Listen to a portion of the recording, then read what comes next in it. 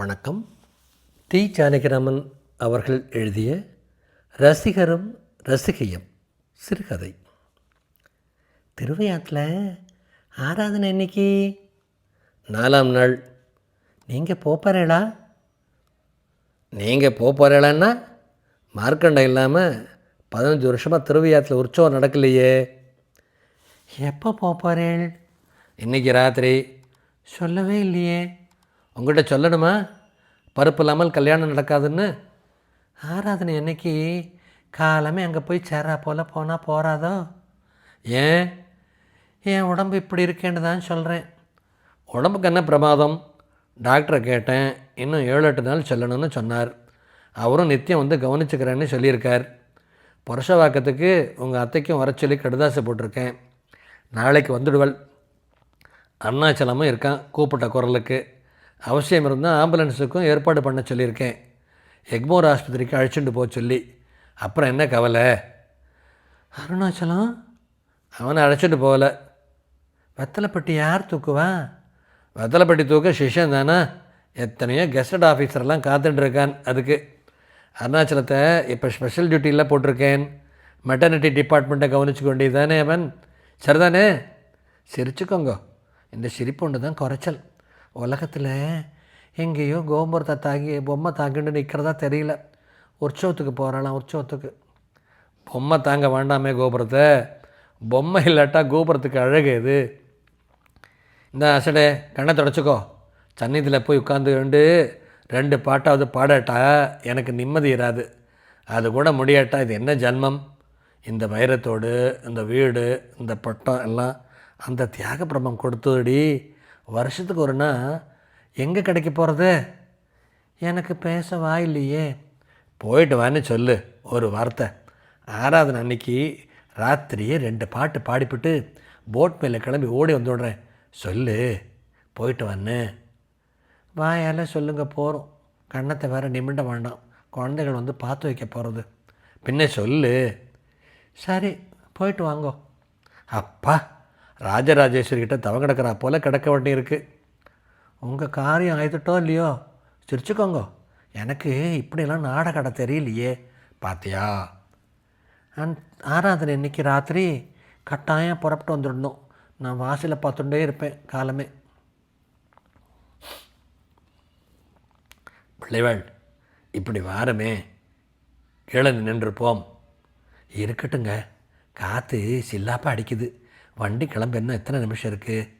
அது இருக்குது இன்னும் 10 நிமிஷம். குளிரும் தாங்கலிங்களே. கீழே நிற்கிறீங்களே. என்னையா அது? மிருதங்கத்தை தட்ட போகிறவர் இப்படி பயந்து செத்திருந்தா எனக்கு என்னமையா இருக்கும் பாடுறவனுக்கு? அதான் சொல்கிறேன் உள்ளே வந்துடுங்கன்னு. தொண்டை கட்டிக்கிட்டால் என்ன செய்கிறது? நான் பயப்பட்டீர். வாரண்யா இப்படி எனக்கு இஞ்சிருந்தே தெரியுதே. என்ன தெரியுது?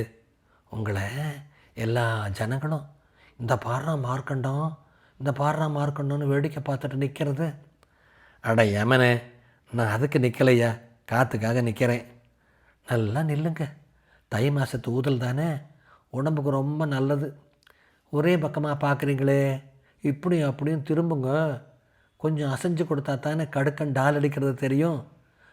அப்புறம் உங்களுக்கு என்னய்யா எல்லா வித்வான் மாதிரியாக இருக்கீங்க. நல்லா முகவெட்டு, நல்ல உசரம், நடு வயசு, நல்லா படித்த கலையும் இருக்குது. படித்த கலையா? ஓய், ஃபஸ்ட் பாரம் பாஸ் பண்ணியிருக்கேன். ஐயா மூக்குப்பிடி கந்தசாமி ஐயர் பள்ளிக்கூடத்தில். பின்ன என்னங்க, அதுவே பிரளயம். நல்ல வேலை அதோட நிறுத்தினீங்களே. மேலே படித்து கணக்கு பிள்ளை வேலைக்கு போகாமல். ஏன் நிறுத்திவிட்டீர்? உள்ளர வாங்க சொல்கிறேன். சிறுசுங்கள்லாம் உங்களை பார்க்குறத கண்டால் பயமாக இருக்குது எனக்கு. கண்ணாலேயே பாதி ஆளை தின்னுடும் போல் இருக்குது. திருவையாத்து கண்களுக்கு பாதியாவது மிஞ்சிட்டோம். இந்த பொண்ணே உங்களை தின்னுடும் போல் இருக்கே. யார்? அந்த ஷாப்பி சரியா? ஆமாம், நீங்கள் வாங்க உள்ள. நானும் கவனிச்சுட்டு தான் இருக்கேன். ஓய், முகம் என்ன அமைச்சர் பார்த்தீரா? மூக்க பாருமே, வெள்ளரி பிஞ்சு மாதிரி. உங்களை தான் பார்த்துக்கிட்டே நிற்கிது. நானும் தலையை ஜன்னலுக்கு வெளியில் நீட்டிக்கிட்டு இருக்கிறேன். என் பக்கம் திருப்ப கூட மாட்டேங்குது. நீர் மொட்டை கிராப்பு வச்சுக்கணும் ஐயா என் மாதிரி. அது போதுமா? நான் அட்டை கருப்பு, சர்க்கார் மம்முட்டி மாதிரி பல்லு, என்னை பார்க்கலன்னு நான் அழுதா, சீ பேசாமல் இருன்னு தெய்வமே கன்னத்தில் 4 அரைஞ்சிட்டு போயிடும். அந்த மூக்கை பாருமே, என்ன எடுப்பு. ஆஹா, சும்மா முறைக்காதீங்க. கட்டின பிள்ளையாண்டான் பக்கத்தில் நின்றுட்டு இருக்கான். என்னடா அது கொஞ்சம் கூட இனம் தெரியாதோட இருக்காங்கன்னு நினச்சிக்க போகிறான். நினைக்கட்டும் ஐயா. இந்த அழகை பார்க்காத கண்ணு இருந்தால் என்ன, அவிஞ்சா என்ன? அழகை பார்த்து ரசிக்க எல்லாருக்கும் பாத்தியம் உண்டு ஐயா. அப்படி பார்க்கப்படாதுன்னு சொன்னால் படைச்சானே பிரம்மா, அவனை தான் குறை கூறணும். அப்பன்னா இப்போ சும்மா தான் பார்க்குறேன்னு சொல்லுங்க, ஆட்சேபம் என்ன? சரி, உலகத்தில் எவ்வளவோ அழகு, எத்தனையோ தினசு இறைஞ்சு கிடக்கு. சாந்தோம் பீச்சில் உட்காந்துட்டு அலையை பார்க்குறோமே, அது ஒரு அழகு. மன்னன் தியாகையர் கீர்த்தனம் பண்ணினாரே, அது ஒரு அழகு. அப்பன்னா தியாகையர் கீர்த்தனம் இதுவும் ஒன்றுன்னு சொல்லுங்க, அது ஒரு அழகு, இது ஒரு அழகுய்யா.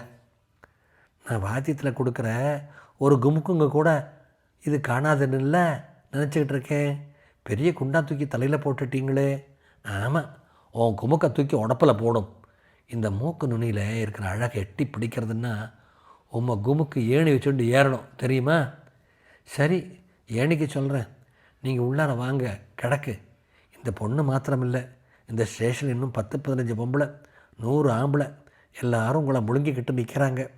திருவையாத்துக்கு கொஞ்சம் மிச்சம் இருக்கட்டும். ஏற்கனவே உங்கள் உடம்பு இழைச்சி கிடக்கு. இந்த பாவி பயிலவோ பாட்டில் மேலே கையை வச்சானவளே, அதை சொல்லுங்கள். தோசி பிடிச்சவங்க, என்னம்மா நிகன்னு இருந்த உடம்பு, எப்படி இருந்த தாடை அப்படியே வத்தி போயிடுச்சே. பொட்டிக்குள்ளார ஏதாவது வச்சுருக்கீங்களா? வச்சுருந்தா வெளியே தூக்கி போட்டுடுங்க. வண்டியாக வந்து சர்ச் போடுறானுங்களாமே. சர்ச்சா? நிஜமாவா? என்னங்க உள்ளார வந்துட்டீங்க, பயந்து போட்டிங்களே. சும்மா இல்லை சொன்னேன். அடா பாவி, வயிற்றில் நெருப்பள்ளி போட்டுட்டீரே.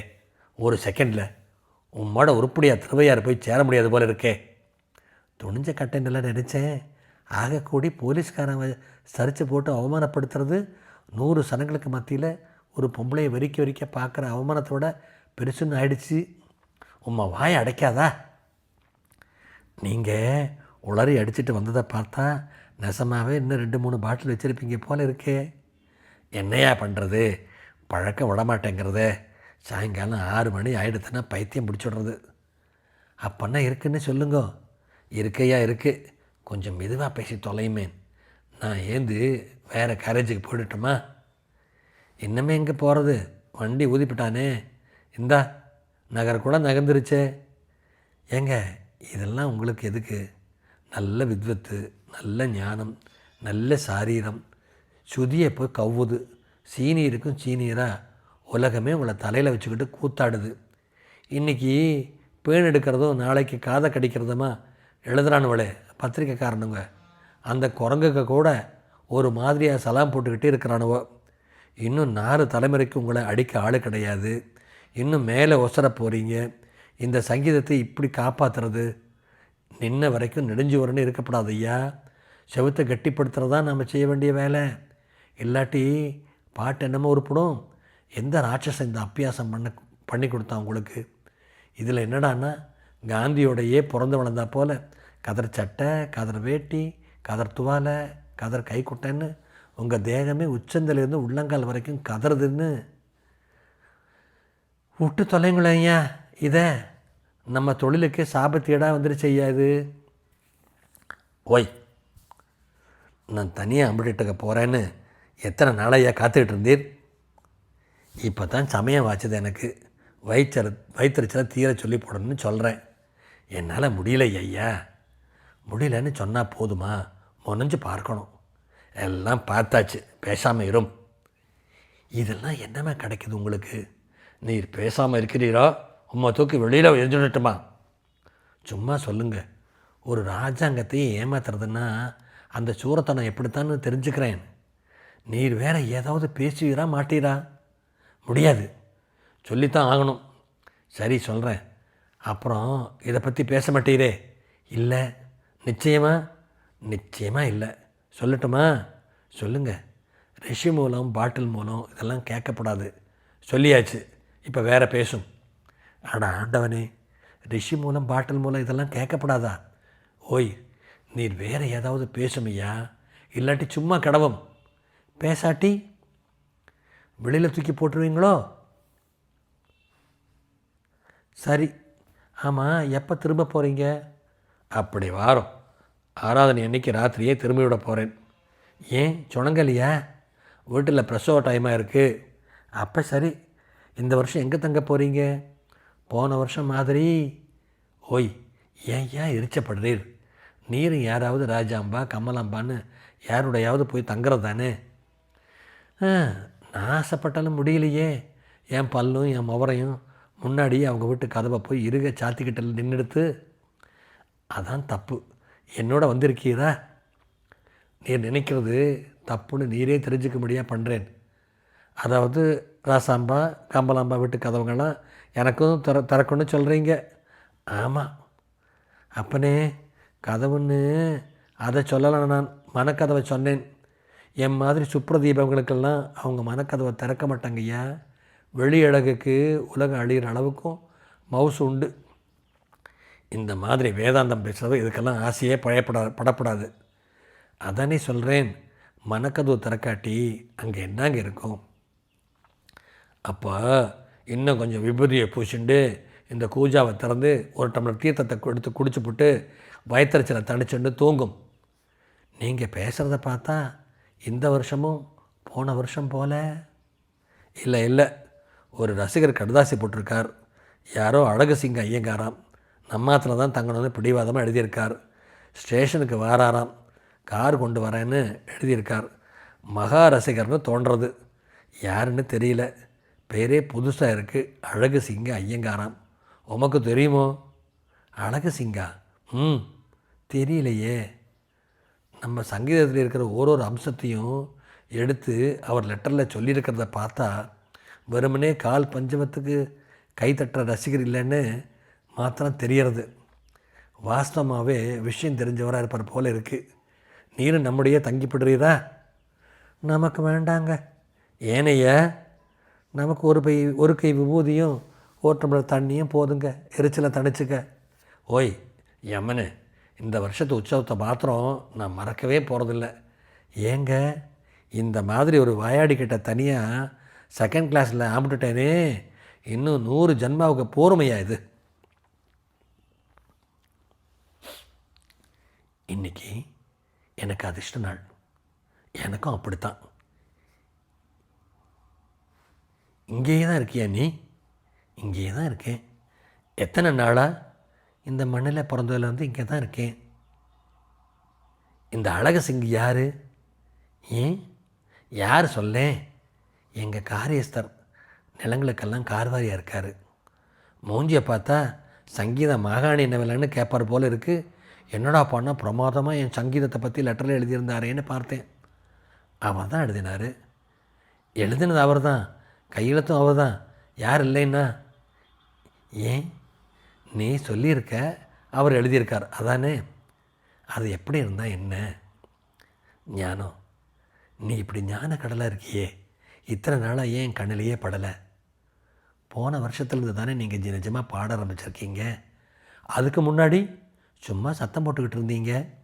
ஐயையோ, இது என்ன புது தினசு விமர்சனமாக இருக்குது? 10 வருஷமாக உலகமே மார்க்கண்டத்தை தலையில் தூக்கி வச்சுட்டு கூத்தாடுறதே. உலகம் எதைத்தான் தலையில் தூக்கி வச்சுக்கலை. கோமாளி கூட தான் தலையில் ஒரு பையை கவுத்துக்கிட்டு கூத்தாடுறான். நீங்கள் போன வருஷத்தில் இருந்து பாடுறதான் பாட்டு. இப்போ தான் உங்கள் பாட்டு அனுபவித்து பாடுற பாட்டாக இருக்குது. அதுதான் பாட்டு. எது? என் காதை ரொப்பறது தான் பாட்டு. என் காதை ரொப்பணும், என் மனசை ரொப்பணும், என் பிராணனை போய் கவ்வணும். இந்த தேகம் உயிர் எல்லாம் மறந்து போகணும். இவ்வளோ தூரம் ஏன் சொல்லணும்? இந்த வீட்டுக்கு அப்படி பாடுற ஆத்மாவை நான் வரவழைக்கணும். இப்படி சாஞ்சுக்கணும். இது கிடக்க சனிய. நீ பெரிய ஆளாக இருக்கியம்மா. பெரிய ஆள் தான். பாடுறேன்னு சும்மா பட்டார்னு தொடையை தட்டிக்கிட்டு மனசில் படாமல் நெஞ்சில் படாமல் தொண்டையை கடன்னு உருட்டிக்கிட்டு இருந்தா பாட்டாயிடுமா? அதுக்கு என்ன, இந்த சீவல் டப்பாவை தள்ளிவிட்டால் உருளாதா? இதா பாட்டு? இந்த மாதிரி ரசிகையை நான் எங்கே பார்க்க போகிறேன்? இந்த வருஷம் உங்கள் பாட்டுக்கு ஈடே கிடையாது.